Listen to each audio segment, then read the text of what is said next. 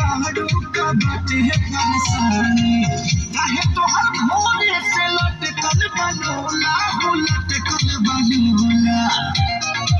हाँ तो सुनी ना गर्मी होला राजा जाई बाजार ले ले आई एगो कोका-कोला ले ले आई एगो कोका-कोला ले ले आई एगो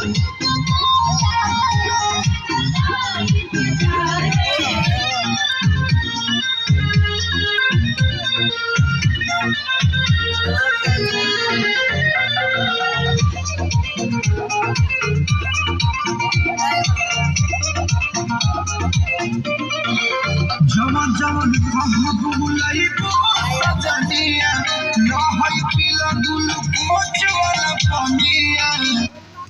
First pimple. influencer say But my OG original influence